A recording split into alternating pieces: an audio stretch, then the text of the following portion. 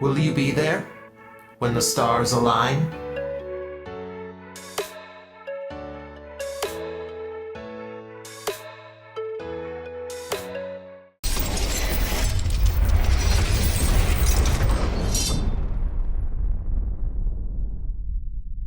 Hello everyone, welcome back to the TJOmega channel for day 1243 of our daily content grind. And today, since we just talked about a bunch of bios for some of the original cast of Transformers, I thought let's continue that topic a little bit, but we're going to stick to a very specific lot this time. Specifically, we're going to go into the Seekers because there are a ton of them to keep track of. And it's very easy to lose track of who is who, or to look at this one random yellow repaint and go, you're not Sunstorm, who are you? Who are you? What was your name? Well, So let's actually just cover a few bases here. Let's actually talk about a few. Starting with, obviously, you know, the most obscure of all Seekers, the one that I'm sure none of you are familiar with. Starscream is the definitive Seeker. He is the number 2 Decepticon for a very, very good reason. He is a capable fighter in most situations, but he is also egotistical, power-hungry, narcissistic, and very prone to cowering out when he realizes his coup against Megatron has utterly failed. We kind of love Starscream for him. Like, we follow him for 40 years, just waiting to see when he will actually be able to take control of the Decepticons, not realizing that once he has control of the Decepticons, it's probably not the best career move for him. Nevertheless, every now and then it happens, and it usually makes for an interesting story, because Starscream himself does make for an interesting character. Yeah. Nothing really to say about that. We should all know Starscream at this point. Unless you are clicking on this video because you are new to Transformers and you keep wondering, what is this Seeker thing everyone talks about? Everyone else, you should know Starscream. We'll get into his 2 favorite minions while we are at it. His left and right hand men. Thundercracker we've talked about several times on this channel. And I love talking about Thundercracker. IDW 1.0 made him one of my favorite Seekers.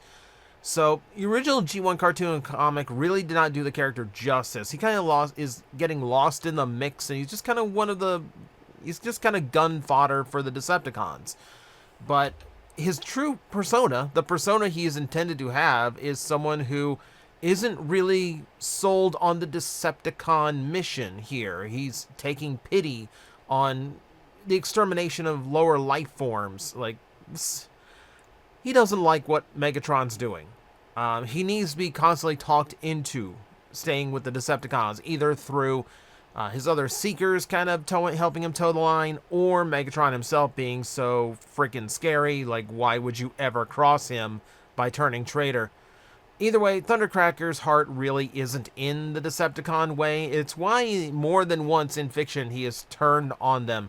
And I kind of love to see it. I really like the character expansion they have done on him several times now. He has absolutely, character-wise, has turned into one of my favorites.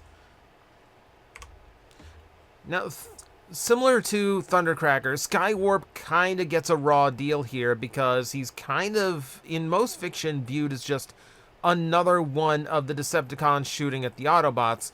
And he doesn't really get to shine much. The intention of the character is to be a prankster amongst the Decepticons. And if Autobots happen to be the victims of those pranks, then, well, that's great. It works out for everybody. It's funny, and he has knocked Ironhide down a flight of stairs. Delightful. He never really gets to show that off, though. He's pretty much just down to, like, isn't this teleporting power cool? At least that's what the original media did to him. He's supposed to be a little bit on the dumb side too, in a way that, like, he can't be left unsupervised. He has to have someone watching over him to make sure he actually finishes a mission correctly. So yeah, dumb and eager to cause chaos. That's supposed to be Skywarp. Unfortunately, we haven't seen much of it. Again, IDW did good things in fleshing him out. I think Skybound is doing things with him. We will see how that goes someday. But for now, I feel like Skywarp still hasn't really hit his stride. You know, I don't feel like he's really gotten the chance to really expand as a character yet. So maybe someday. Maybe we'll see the original depiction of him at some point. The Coneheads you might not know as well because they pop in for Season 2 when everyone kind of gets lost in the shuffle of please advertise this new toy right now. Thrust is the braggart of the Seekers. He wants everyone to know he is on the way. He is very loud, very proud, and has absolutely no way of backing that up. He is not the most difficult Seeker to defeat in battle. It is pretty often where he will charge in, guns a-blazing, screaming to his enemies, and then promptly get shot down. But good on him for the confidence. You know, that's what some people works for. Okay, for you video game fans, he's Dan Hibiki. He's Dan Hibiki. That's exactly who he is. It just dawned on me. Yeah, that's exactly the vibe we are going for here. Loud, confident, and thoroughly unable to back either of those up. That's Thrust. But hey, he's got cool wings. We give him a pass because he's got cool wings. Ramjet. Talking lightly because this one has childhood sentimental value to me, but character-wise, again, does not really get to shine all that much. His big thing is he likes to ram. He is designed to ram into things. He is designed for aerial collision. And while he can physically endure that, his internal components, maybe not so much.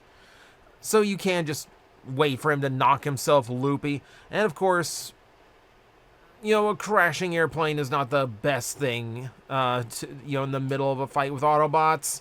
So it's pretty easy for him to take himself out of combat. But he thinks this strategy is brilliant. He absolutely thinks this strategy is brilliant. Like, he's just flying in, just looking at a horde of Autobots on the ground, just saying, "This is the greatest plan." Crash. That's Ramjet. And again, that's not quite enough character to go around. He is, if Skywarp and Thundercracker get the rough ride sometimes because media kind of leaves them behind or just lets them be grunts in the middle of a battle, Ramjet falls into that even worse, as does Thrust, as does Dirge. Dirge gets to be the pessimistic one out of the entire group. He is always like he can throw a dark insult and mockery at an Autobot, but he is to the Decepticons what Gears or what Huffer is to the Autobots. He is very, very negative. You know what? Someone's got to be, I guess. Like when you've lost as many fights as the Seekers have, I guess someone has to be more practical about it. So I will give him that. Like he's not oblivious to his lot in life. But no, he is very nihilistic. He's very nihilistic and dark about it. So that's what Dirge gets to be. Appropriate for the name. Now with those Seekers out of the way, we can go into the expanded roster, which goes to Slipstream. And we love Slipstream, the first of our female Seekers, which are exceedingly few until you get into expanded media. Obviously, Skywarp has had his share of female appearances, but for primarily known to be female, Slipstream is from animated, and she is still kind of mysterious. She is very cunning. She's cunning and clever, but original depiction, she is supposed to be some element of Starscream that we never figured out what, and that was the whole idea. Since then, she's kind of become the de facto female Decepticon when they really don't want to use the likes of Nightbird. And she tends to be a rival to Windblade when she does show up, which is not a bad role per se. It does let you have aerial dogfights between the girls. That's fine. And Cyberverse actually used their rivalry to a pretty good extent. She was competent enough to be a commander, but also enough of a warrior to stand up to Windblade. So very good. She is usually depicted either as her own rogue agent or she is doing or she is very high ranking amongst the Seekers, one or the other. So, good to know that one of Derek's creations has made it pretty far. Would like to see her more. We got her in Cyberverse. I'm hoping she pops up in whatever Cyberworld ends up being. But always nice to see her around. The first expanded Seeker we ever got, though, the first one to be added to the roster since G1, was Sunstorm. This one is a fun character. Terrifying when done properly. Literally thinks he is chosen by Primus. And he's the powers he is given, which is basically a thermonuclear reactor on legs. So he's got the power to back up someone who claims they were chosen by a deity. Incredibly proud. Sometimes he shows up as Starscream's clone. Sometimes he is one of the pack. It depends on what the writer is doing. But Sunstorm can be really, really engaging when they use him correctly, though it's been quite a while since he had a spotlight on him. Now, the common misconception is that Sunstorm is part of the Rainmakers, because all of them have storm names. But no, he's actually part of what we've started calling the Welcoming Committee, which are the Decepticons who appeared in More Than Meets the Eye Part 1 to start shooting at Wheeljack. And those consist of a few others. For instance, no, this isn't the wrong slide. This is Bitstream. Bitstream is yet another Blue Seeker. For the record, that's 3 of them on the list so far, by easily the most popular character. So this is the informant engineer of the Decepticons. He's essentially their hacker. When you can get into any kind of encryption, any kind of computer database you need a virus implanted. Okay, yeah, you got Bitstream for that. He's your tech guy. But it also is the part where he gets lost. He kind of gets lost, as many of us do, surfing the web. And yeah, eventually, it can be just as much of a weakness to him just kind of get lost in the sauce and just end up in some hard drive just touring around and just completely lose track of time. I've done that many times. I have a million hard drives lying around for things like that. So yeah, ironically, I can kind of relate to Bitstream in a weird way. But yeah, for most of you, you might just mistake him for another of the Blue Seekers. You might mistake him for Thundercracker, or the generic Seeker that they recently did a repaint of. There's a bunch of blue ones. Then his partner is Hot Link. Purple is a go-to generic color for the Decepticon Seekers, so kind of cool that they finally gave a name to one. Hot Link is your gadget guy. I mean, almost an equivalent to Wheeljack, in the way that he's very fanboyish about it, and very excited, And it doesn't matter to him whether it's an Autobot or Decepticon weapon or invention. He's going to geek out over it, and he will do his best to improve it. He is the tinkerer. He is the gadgetry. That is the vibe for Hot Link, and I think it's interesting because it gives him a scientific element that the Seekers lack, all because most writers forget that Starscream was originally a scientist.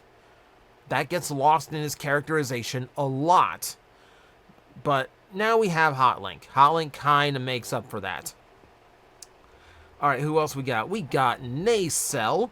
And Nacelle is another weird addition. Nacelle was created because of a photo from the original catalog for Transformers, the ones they would hand out to dealers and to actually get distributors and big stores to carry the product. It came from a prototype that was Thundercracker's body with a prototype version of Thrust's wings that were red and white, meaning it's an amalgamation of Seeker and Conehead here. So, despite the weird origins, Nacelle is pretty low ranking amongst the Decepticons. He is very eager to prove his worth. He is not nearly as skilled as the rest of them, but what he excels in is history. He knows Cybertronian history better than just about anybody. So if you need to go digging in some ancient relics and some ruins. Nacelle is the Decepticon for the job. We don't get much of exploration from Decepticons. They don't really use the history of Cybertron much, so kind of an unused talent, really. Acid Storm. Now, this is the first brand new Seeker that was created especially for the US market. This was a repaint from Universe 2.0, homaging one of the Rainmakers, but also giving us something different, an original character in a line that at that point had been completely devoted to creating brand new versions of the classics. Acid Storm, as you can tell, he is one of the Rainmakers. However, he's in an interesting spot when it comes to the Rainmakers, because he does have everything he needs to be, a bigger deal in the Decepticons. He is intelligent. He's got great skills with data gathering. He's charismatic. He can manipulate the weather. Like, he's got a lot of skills for him, but he doesn't want that. He doesn't want to come up the ranks. Maybe it's a fear of success. Maybe he doesn't like the attention. Maybe he doesn't like being on the front line. He's happy with being amongst the Rainmakers and just kind of being one of the Decepticons. It's interesting. He could be way, way more, but he's comfortable where he is for whatever reason, and we don't really get to explore what that reason is. Again, because he was not really a character in the G1 show, we have made him one since, and that is literally the only reason why he has any character profile whatsoever. Because if you go with the other Rainmakers, you don't really get as much to work through. Yeah, we have yet another blue Seeker. That's 4 of them. You could line up Ion Storm along with I'm losing track of him. You can line up him and Bitstream and the generic Seeker and Thundercracker, and good luck telling them apart. It's very, very similar. There's really nothing to go off of. We know that he can create acid rain. In later fictions, he's given EMPs, but he really is just crowd filler for combat. He doesn't really get a chance to show any real characterization. The same is true of the other Rainmaker, Nova Storm, who gets to be the Yellow Seeker when Sunstorm is incorrectly painted yellow. Ability-wise, you've got, a much more survivable armor. It handles heat very well, but that's pretty much the only thing they have going for them. Nova Storm has benefited greatly in the last couple years because of Earthspark, because that show has actually given a new characterization to Nova Storm, which is far more devious, and even a willingness to just work with whoever is able to offer the energon they need to survive. But ultimately, just kind of being like, kind of a, I don't know. I'm trying to figure out like how to like summarize this. But point being, they've gotten a lot of boost thanks to recent cartoons, but that's really it. The original, the G1 take, just kind of one in the pack. From there, we can move into some G2 Seekers that we have now recently been given. Cloud Cover, for instance. This is based on a canceled Generation 2 Seeker that we only had photos of previously, but thanks to the Toxitron line, we do actually have a name for him. And so Cloud Cover is one of Toxitron's troops. That's pretty much it. That is pretty much his lot. We don't have any characterization. There's no fiction behind this character since he was just made for a toy line. All we know, based on a canceled G2 Seeker, as was Sandstorm. And again, there's no real characterization here. He just got a toy because that was the whole gimmick. Bring back all these canceled G2 characters. And the one that we're still waiting on is Blackout. Now, G1 does have a Blackout. This would have been a reassigned name, but it is essentially just a black Starscream. In fact, it was originally titled Black Death, based on the writing that was on the toy's prototype. We have no characterization, no fictional appearances, no actual official toy. So there is still yet to be a G1 Seeker Blackout in existence. One of the oddest additions, Redwing. Okay. No, he is not a hockey fan. I'm going to get that out of the way right now, just in case you were wondering. He has the Devil May Cry attitude, and he is very powerful. He does have a lot of firearms beside him. He does have enough bravado to kind of make himself sound like a big deal, but really he is far more tactical than that. So he's again, untapped character. He's really only appeared in a little bit of IDW. The more interesting thing about him is the fact that he's just this really weird in how he was actually created. So BotCon was going to do the welcoming committee, which includes Sunstorm, but they were also informed that eHobby had plans to make their own Sunstorm toy out of the classic Starscream mold. So given that, they decided, okay, let's back off on that. We'll flip things around. We'll just substitute in another Seeker. But then Takara got involved, told eHobby, no, you can't make that toy because Hasbro's going to make it. Hasbro wasn't planning to make it. They were referring to the one BotCon was going to make. And now BotCon decided, okay, at this point we're already into production. We'll put them back in. We'll put in Sunstorm again, but just in case this goes weird, we're going to include two different Seekers. We're going to include a yellow one and an orange one in the set, in the comic book. So we will be able to say either one is going to be like our version of Sunstorm based on like what we actually get to do. So they did their Sunstorm as part of their version of the welcoming committee, but the comic had a misprint, so the darker orange Seeker ended up turning red. And everyone started asking, what is the red Seeker? And finally, just a panel just said, his name's Redwing. Just leave it.